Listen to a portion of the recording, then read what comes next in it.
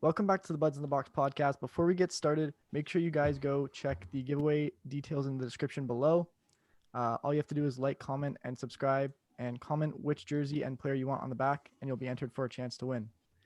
The Leafs lose 4-2 against the Montreal Canadiens. On the bright side, we do have a special guest here joining us with the podcast, the Leafs MD. Did I get that right? Leafs fan. Leafs fan MD. Leafs fan Come MD. on, Got Eric. it. I already all messed good. it up. But even though the Leafs lost, how'd you feel about the game? It definitely could have gone better, but I think it was bound to happen. Leafs weren't going to stay hot forever. Yeah, I mean Campbell's 11-0 start to the I mean, season. he got the record, so Yeah, that's all that matters. it's kind of like a burden off the shoulders. Yeah. We'll link his TikTok and his YouTube channel down below. Anyway, let's get started. Leafs off to a slow start in the game, and 1 minute in, a bad turnover leads to a lucky bounce, and I think it was Tatar that scored. Can't really blame Campbell on that one. 7 minutes later, I believe it was Bogosian that got the high stick, and that led to a power play goal by Suzuki. A nice shot. Regardless, Leafs are playing super shit. How do you guys feel about the first two goals? I mean, if you go down 2 goals really early in a game like that, it's hard to win no matter what team you're playing against. You go down too early like that, it sucks. But I mean, the first goal, it's a bad bounce, and the second goal, it's an unfortunate giveaway from Mikheyev in the defensive zone that led to the penalty, that led to the goal. It was a nice shot by Suzuki, but there was nothing Campbell could really do about either of those goals. I think any goalie lets those in. Yeah, the first goal was just a comedy of errors. Like the puck squirted free in front of the net because they couldn't clear it, and then Galchenyuk literally tries to stop, but he ends up kicking it backdoor straight to Tatar. It's like just the way they were playing, you knew that was going to happen.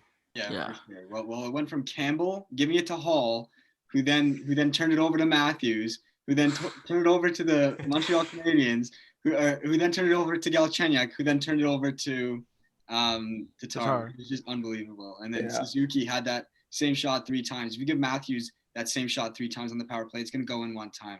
And happened with Suzuki. So awful period by the Leafs. In intermission, 3 shots. Yeah, 3 shots. Bob McKenzie said it was probably the worst period all season, and I have to agree on that one. Yeah. Second period, though, a little bit of a better start. Leafs start to wake up and start to create more offensive chances. Still low shots, but on around the 6th shot, Matthews scores 9 minutes in from Marner and Riley. And I mean, these guys are just magic. That duo is amazing. Marner sees the pass seam to Matthews, and Matthews just tips it right in. Perfect play. What do you guys think on that one? I mean, it was an amazing play. That's just Matthews and Marner right there. But there was a stat that I guess Ray Ferraro or whoever it was said after the goal, and it was that Matthews has 7 of the last 14 goals, which great, amazing, that's good. But it's not good at the same time, because if you don't have them, that's scary, because you need other guys to chip in. Yeah, you need scoring depth.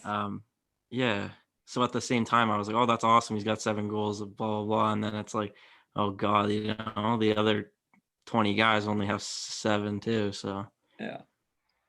I mean, that goal is basically what happens when you leave Marner, you give Marner time and space with the puck, and then you leave Matthews alone in front of the net. That's what's happened. Yeah. Exactly it. Yeah. Another stat that I saw after that goal, actually related to the last game. Matthews became the fastest American-born player to score 30 goals. It took him, I believe, 38 games, which was 11 games faster than it took Patrick Kane, who has the 2nd spot. So crazy stat right there. Leafs woke up halfway through the second, right after that Matthews goal. 5 minutes later, Tavares scores 15 minutes in and cleans up the rebound that Hyman actually created. The second he got that puck and saw that there's no one on him, he took it right to the net.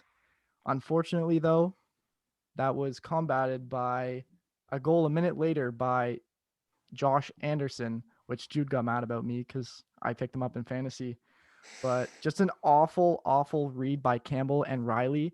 Campbell was kind of in his net, and he looked really small and just gave Anderson that lane to shoot. and Riley played the middle, which I was like really confused by because it wasn't a 2-on-1. There was kind of 3 players taking or 2 players taking their guy. What do you guys think about those? Well, to begin, that was Brody pinching, right? Well, normally we see Brody back on that 2-1, 3-1, or whatever it was, Eric. So, or that 1-on-1. So Brody's great with the stick. Brody's great at defense overall, and that was his pinch, right? We had our OFD defending it. You know what? That's Campbell's puck all day. So maybe one bad goal, but that's his stop on a 2-on-1. You give the goalie the shot. You know? Yeah, exactly. Just to go back to that Tavares goal, because we kind of skipped it a little bit, but that's all Hyman to me. Mm-hmm. That's all Hyman. And I actually wanted to get Massimo. I wanted to get your opinion. Do the Leafs sign Hyman to a $5 million and up contract next year? What do you think? Well, you look at what Scott Lawton signed for, and Hyman has been quoted saying he loves playing in Toronto. Probably going to end up taking a team-friendly discount. The team-friendly discount is the thing you got to understand, or you got to kind of figure out. You got to figure out first what's his market value, and then you got to figure out what's he going to take. For me, I think Zach Hyman's your top priority. I think it's common knowledge Freddie's going to walk in the season. You got 11 pending UFAs on this team right now. Hyman is number 1, and then you figure out everyone else. Yeah, I mean, that's exactly what I was thinking. Like, Hyman's got to be the top priority, right? Like, I mean, at this point, Anderson's kind of, I think, he's walking, like you said, and Hyman's got to be that guy. But the thing is, the cap space it's not all there. So depending on what Hyman is willing to take, right, that's where it gets a little iffy. Because if Hyman isn't willing to take what the Leafs are offering, then it's going to be a little bit of a sticky situation, but we'll see what happens. It's the same as Scott Lawton, though. I couldn't really see Zach Hyman playing for a different team. Yeah, that's true. Like, you just can't see that happening. Like, it's weird. Mm-hmm. It'd be weird. Yeah. A few moves by the Leafs as well recently before the trade deadline. We'll get into that at the end of the video.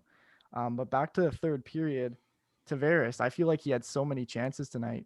Just only that one goal, but he was just kept pounding away, and Jake Allen played really well, especially for the backup goalie.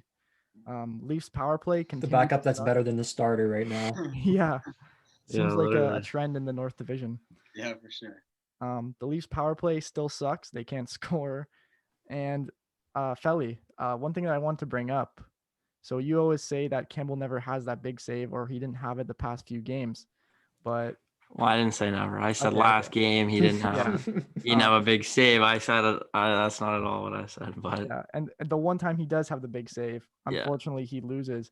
I thought he had that huge rob on Josh Anderson there at the end. Me too. But it hit the post. I wrote that down, and then Suzuki, he just robbed Suzuki right after that. That was the big save. Yeah. Well, basically, kind of like my point when I say that is like it's a huge momentum shift when a goalie makes a big save. Like, and it's a 1-goal game like that, 3-2. That's usually, it was a momentum shift for a little bit, maybe a couple of shifts, but that's it always, a lot of times in the games, that's what it takes to the difference between winning a game and losing a game is that one really big save, that crucial save at a time where you need it to end up winning the game. So he did make it. It just didn't end up happening. Yeah. And I mean, Campbell didn't have the best of games, but he didn't let in a third. He kept his team in it by making all those saves. It's just the team couldn't push back. They didn't have it tonight. Yeah, they can't keep relying on Matthews and Marner to get all the goals. That's the thing. And Campbell, you're right. He didn't have the greatest game. And that Josh Anderson goal, I think he's got to have that. You got to play the shot there, and you got to trust that the defenseman's gonna take that guy going back door. You could tell he was questioning it. Like, I don't care like who's going back door there. It could be Gretzky going back door, and Campbell's like Gretzky comes out of retirement and goes back door, but Campbell's got to take the shot, right, Jude? Like, what do you think? Yeah, well, for sure. But I wanted to point out an even funnier stat. It's actually that I'm pretty sure Montreal just lost 7-0 to Winnipeg, or 5-0 if I'm not wrong. 5, yeah. Was it last night or the night before? And then Winnipeg goes on to lose to Ottawa tonight. I just find that hilarious because it's crazy to think the Hellebuck Vezina Trophy winner is losing to Ottawa, and we were just talking about it yesterday. Like we Campbell can't let in those goals. I mean, something's happening in that Ottawa city over there, and I don't know what it is, but They're just a really strong competitive team. Like, they don't care if you think they suck, they will still beat you. yeah. They're so resilient. Yeah. That's the thing. But back to the Leafs game. 18 minutes in, the Montreal Canadiens finished the 4-2 victory off with a empty net. I believe it was Tatar again. And that ends Campbell's streak of 11 wins in a row. He was 3 away from tying the NHL record of most consecutive wins at 14. I don't remember exactly who had it, but it sucks that had to come to an end. But I mean, he had the record to start the season, and I mean, it's that hard to do. I mean, he's the only one to ever do it. So Yeah, I mean, bittersweet. I think we knew he wasn't gonna go, undefeated. Yeah. But yeah, I mean, it was bound to happen. So it is what it is. Yeah, Leafs still first place in the North though. And did you guys want to talk about the trade deadline acquisitions? Sure. Yeah. So I guess we'll start at the beginning of the night. Last night was first was Foligno, right? So what do you think about that, Mass? Do you think first round is a bit too much or what? It definitely is an overpayment, but frankly, I do not care because the Leafs are good now, and I want to win the cup now, not 5 years down the line. Sure. Other thing is, last draft we had 11 picks. We have prospects in our system. I don't really care about draft picks. If we're able to add a guy like Foligno and add more without subtracting from our current roster or getting rid of Sandin and Robertson, that's a win in my book. That was really impressive that he didn't give away one prospect or rostered player and ended up with Foligno still. So and and Rittich too. So we'll get into that, but that was pretty impressive, I think. The first round pick, I mean, depending on how far the Leafs make it into the playoffs, it's not going to be worth as much as people really think, right? Especially in this year's draft. Yeah, it's magic beans. Like Yeah, exactly. And yeah, like you were saying, Philly, the inconsistency of the drafts. I mean, scouts are basically scouting last year's players. Players change, just like Nick Robertson. We drafted him late in the second round, and then he scores 55 goals in the OHL next year. Scouts aren't going to have that, so it's definitely going to be difficult to pick good players this year. Yeah, I mean that's the thing, I think, is why he was so or teams like Tampa too, I think they gave up their first rounder. That's why they were so like okay with giving away those first round picks, is because this draft, first of all, it's not a deep draft, really. It's like, when you look at it right now, it's not one of the deepest drafts in the past couple of years. And yeah, that's it. I mean, I think there's going to be a lot of steals later rounds too, for sure, just because of the lack of scouting this year. So no matter what pick the Leafs get, I think there's just going to be a lot of hidden gems in this draft. Yeah, and I mean, our scouting department is one of the best in the NHL. We found Nick Robertson with a second 53rd overall pick. Like, it doesn't really matter. We can find gems in the rough. Exactly. That was an awesome pick. And Robertson played tonight. What did you guys think about that? I thought he was the best Leaf on the ice. Oh, yeah. I okay. Got energy. Yeah, he reminds me of Trevor Moore, but with more skill. He's tenacious, he's small, but he throws his body around. He's got that shot. The thing that really makes me mad about this game is the fact that Joe Thornton is on the power play and Nick Robertson isn't. I don't know how you guys feel about Joe Thornton, but for me, when he touches the puck, the play dies. I was literally saying that to my dad during the game. I was asking, why is this guy still on the power play? Like, he hasn't scored a goal in 25 games, and he just, nothing happens when he touches it. You're right. It does die. It's like, it's got to be something like they're telling him, oh, you're on the power play, don't worry. Like, yeah, exactly. Right. I mean, that just goes back to showing how you put anyone on Matthews and Marner's line and they instantly become good. He had a point per game with them, and now he's scoreless in his past 20 games. Jude, did you want to introduce the Rittich trade? as a Yeah, for goalie? sure. Well, I was pretty quick to it last night, so yeah, I thought Yeah. I don't know. There's not much to it except I don't know, uh maybe Campbell's burnt out. Just like obviously he played a decent game, but you know the game changer was that Anderson goal, and he normally doesn't let those in. So maybe this streak and he hasn't really had a lot of breaks, which we've seen he likes clearly. This could be perfect. This could be his tandem partner. This could be like Big Save Dave, whatever you guys want to call him. He's clutch. He's been clutch for Calgary, and I think that's a great pickup. I don't know about you guys, but And he doesn't even have to be that good. He just has to be better than Hutchinson. exactly, that's a great point too. Yeah. At first, I thought he was trade bait 'cause I'm like, how are the Leafs going to run 4 goalies? But then I realized Kyle Dubas, the thing I always bring it back to is you look at the Avs last year in that playoffs, they lost Grubauer, they lost Francouz. Yeah, French. Yeah, exactly. And then they're left with Hutchinson, who I mean, he played good for those last 3 games, but it would be better if you had someone like Rittich and just a better third string goalie because injuries are Yeah, going to notice how they weren't taking any chances this year when I got Dubnik, which I mean, he's better than Hutchinson, but I'm not a big believer in Dubnik. no, Yeah, I honestly think Redditch is probably a better fit for the Leafs than Dubnik is. So Yeah, yeah. Yeah, and then I believe the last trade that was made today. I mean, the Bear Banoff trade is kind of irrelevant, but the Ben Hutton trade, what do you think about that, Mass? I don't really know much about Ben Hutton. I know he's really good on the penalty kill, so that's good. You always want more penalty killers.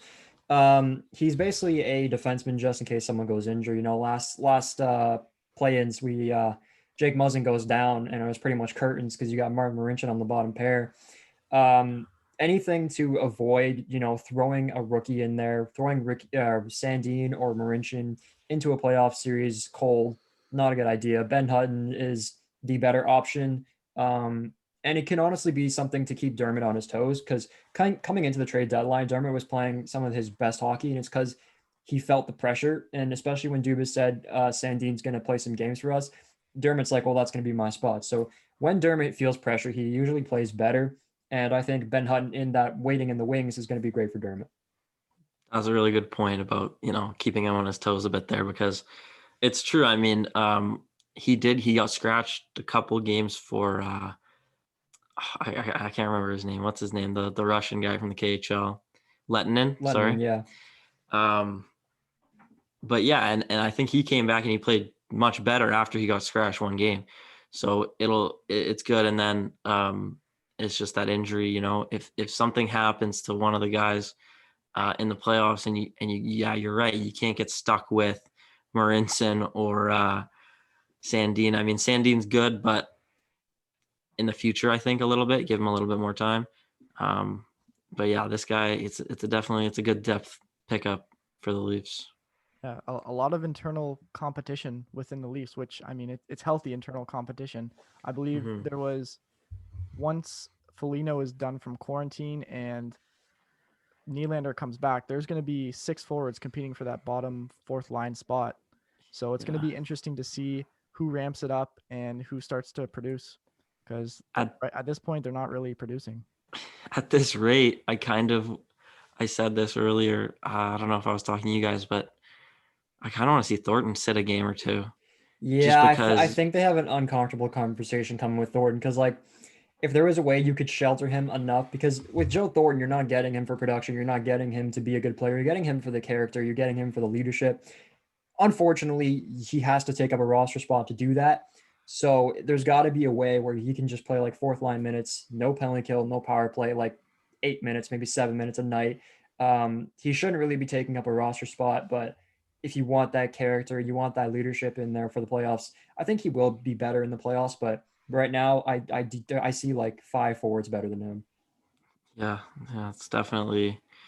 I mean, with Foligno coming in, what do you guys? You think he'll play on the third line or maybe Foligno, with yeah, Tavares and Nylander? Foligno will slide into that third line, I think. You think? I think with Foligno, you have introduced one of your best shutdown lines you've ever seen. You got Foligno on the left, and you got Riley Nash in the center for playoffs because he'll be back for the playoffs. Outstanding defensive center, and then you got Ilya Mikheyev on the right, who has secretly been a really good shutdown forward for the Leafs. Yeah, no doubt. Yeah, I guess it's kind of unnoticeable sometimes. He's so fast. It's crazy. He's everywhere and nowhere at the same time. It's unbelievable. But Yeah. I guess going other places around the league, I saw on your Instagram story you predicted some of that trade deadline stuff there. What do you think about Hall to Boston? Or were you wanting Hall to go to the Leafs, or were you? So I was kind of with Dubas here. So the thing with Dubas is he had like his interview post trade deadline. He said, the emergence of Galchenyuk kind of changed their philosophy of what they needed.